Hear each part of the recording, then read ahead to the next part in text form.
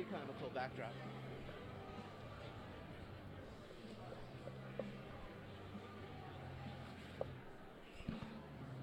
Hi.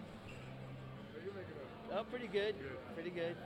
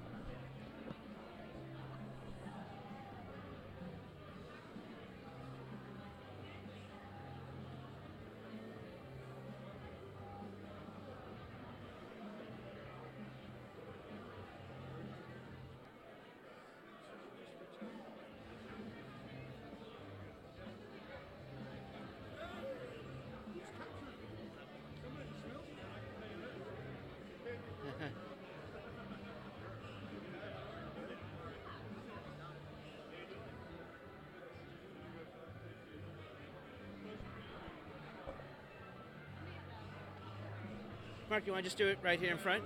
We can do it in the background. That could be the background.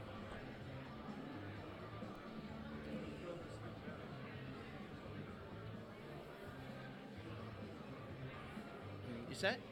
Yeah, okay. set. Okay. Here we go.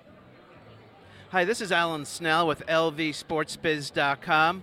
We're here at the Sports Business Summit put on by the LVCVA. I'm with Mark Prowse from MGM Resorts International. Mark, you just made some comments about the NBA, and also I thought you had some really good insight on the danger of growing too fast. Talk a little about your own hunch about when the NBA will be coming, and also you had mentioned that it'll probably be a team that will be moving versus expansion, and about getting, like you said, getting too far out in front of the skis on the jump.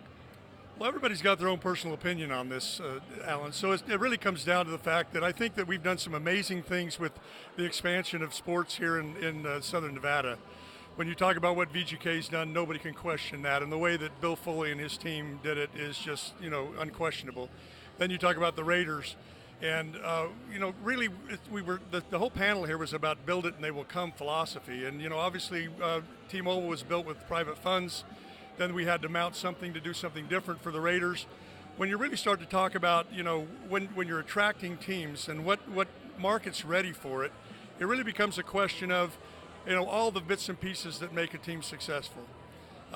This market is relatively small in terms of population.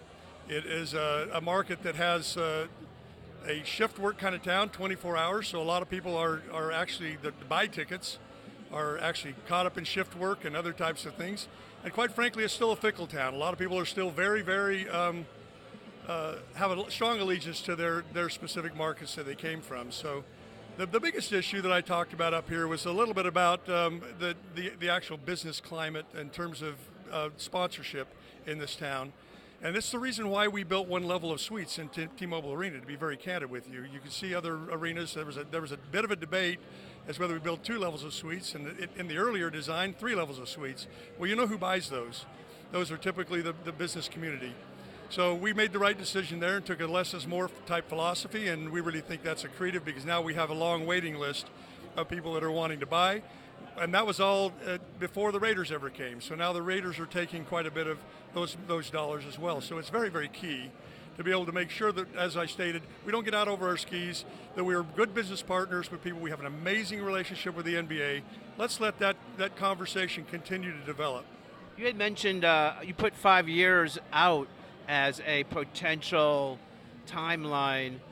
Talk a little about what you think would have to happen to make it viable for the NBA to come to Las Vegas. You had mentioned we're a small 2.2 million people. We're kind of undersized compared to some other markets. Why 5 years?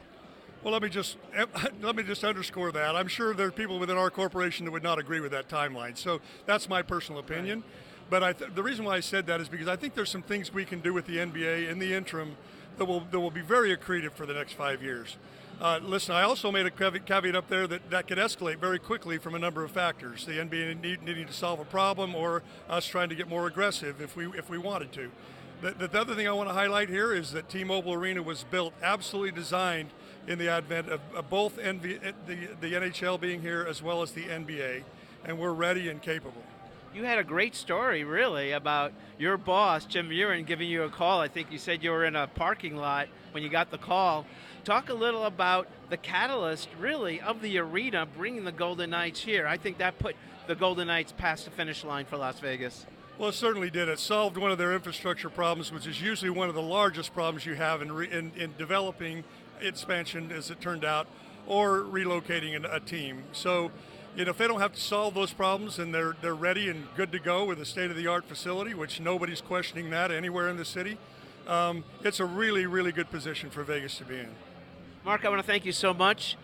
You're really at the crossroads of all the going-ons, especially with MGM Resorts. The company has been instrumental in growing sports in Las Vegas. In fact, I believe the analyst presentations always involve healthy chunks of information on the sports industry and how MGM Resorts will play in that context. No question, and Jeremy presented right before us, and Jeremy Aguero and Applied Analysis are really, really deeply involved with everything we do. And and by the way, with everything in this city, which is really to the credit of this city, they really take a very detailed analytical look at the approaches that we make in the advent of this. So Jeremy's been very, very key to this. It was great to see his presentation. It made me smile in a lot of ways. Mark, great to see you as usual. Thank you. Continued good luck. All right, thank you very much, Alan. Thanks.